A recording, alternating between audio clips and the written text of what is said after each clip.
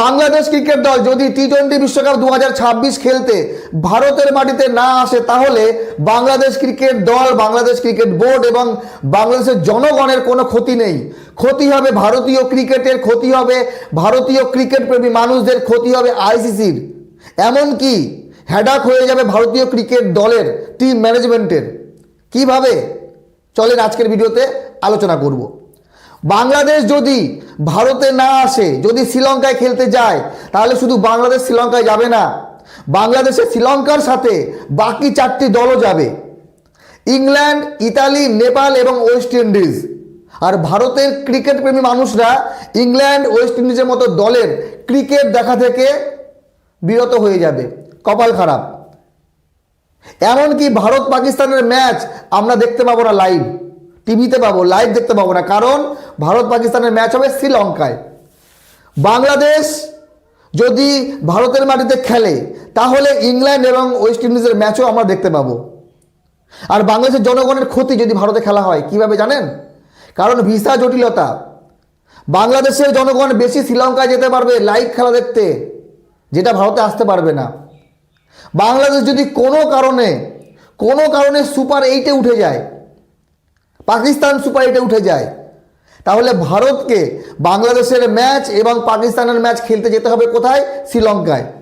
ভারতীয় ক্রিকেট দলকে দৌড়াদৌড়ি করতে হবে। আমরা নাকি হোস্ট, আমরা হোস্ট, কিন্তু আমরা গেস্ট হয়ে যাব যদি বাংলাদেশ ক্রিকেট দল ভারতের মাটিতে খেলতে না আসে।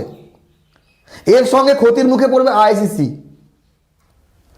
ভারত বিশ্ব ক্রিকেটের সবথেকে বড় ক্রিকেট বোর্ড, আমাদের সবথেকে বেশি জাতীয় স্তরের স্টেডিয়াম আছে, কিন্তু আমরা মাত্র 5টি স্টেডিয়ামে ম্যাচ করাচ্ছি।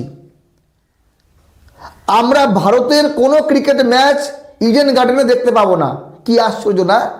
ইডেন গার্ডেন এমন একটা স্টেডিয়াম, যে ইডেন গার্ডেনের চারিপাশে ঝাড়খণ্ড থেকে শুরু করে, উড়িষ্যা থেকে শুরু করে, ত্রিপুরা, পশ্চিমবঙ্গ, বিহার, আসামও, সব রাজ্যের মানুষ কলকাতায় আসবে বিশ্বকাপ খেলার দেখার জন্য।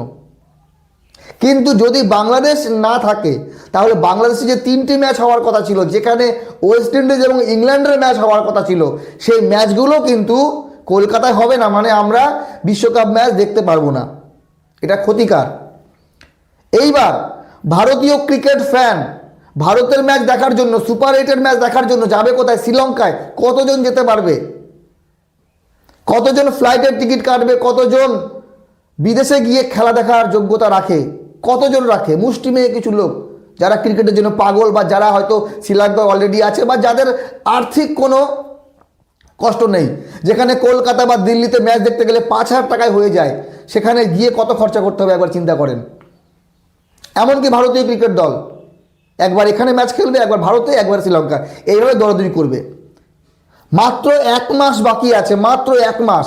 এখন আইসিসি যদি পারমিশন দিয়ে দেয় যে হ্যাঁ ভাই ঠিক আছে, বাংলাদেশের যখন অসুবিধা, তাহলে আমরা শ্রীলঙ্কায় খেলাবো, তাহলে বাংলাদেশ তো যাচ্ছেই। বাংলাদেশ তার সঙ্গে কাকে নিয়ে যাচ্ছে?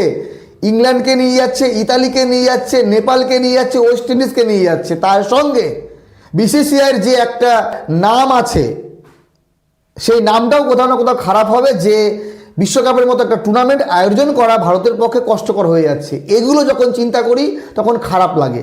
শ্রীলঙ্কায় কতজন মানুষ আছে, কতজন ক্রিকেট দেখে?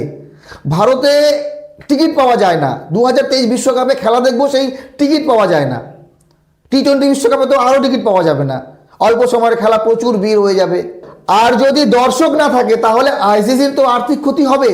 যদি আর্থিক ক্ষতির চিন্তা আইসিসি না করতো, তাহলে ভারত এবং পাকিস্তানকে একই গ্রুপে বারবার রাখা হতো না, একই গ্রুপে রেখে এদের ম্যাচ খেলানো হতো না। আর এই ম্যাচ খেলানো হয় ব্রডকাস্টারদের চাপে, কারণ ব্রডকাস্টাররা চায় যে কোনো বড় টুর্নামেন্টে পাকিস্তান এবং ভারত একই গ্রুপে থাকুক, ম্যাচ খেলুক, একটানা 3টে ম্যাচ খেলুক, যেমনটা এশিয়া কাপে হয়। পাকিস্তান আর ভারত একই গ্রুপে থাকবে, বিশ্বকাপে একই গ্রুপে থাকবে, চ্যাম্পিয়ন্স ট্রফিতে একই গ্রুপে থাকবে। সে পাকিস্তান ভারতে আসুক বা ভারত পাকিস্তানে না যাক, কোনো ব্যাপার না, কিন্তু ম্যাচ খেলবে ভাই। তো বাকি আপনারা জ্ঞানী মানুষ যারা আমার ভিডিও দেখছেন, আপনাদের মতামত জানাবেন। 7 তারিখ Bangladesh West Indies match Eden গার্ডেনে,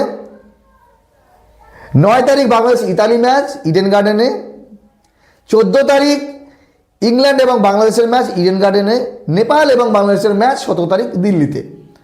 তো এই 4টে ম্যাচ তো চলে যাবে। তার সঙ্গে বাকি বাংলাদেশ যদি সুপার 8-এ যায় তখন ভারতকে বাংলাদেশের সঙ্গে ম্যাচ খেলতে যেতে হবে। কারণ আমরা মেনে নিচ্ছি আমরা সুপার 8-এ যাবো, আমরা সেমিফাইনালে উঠবো, আমরা ফাইনাল খেলবো।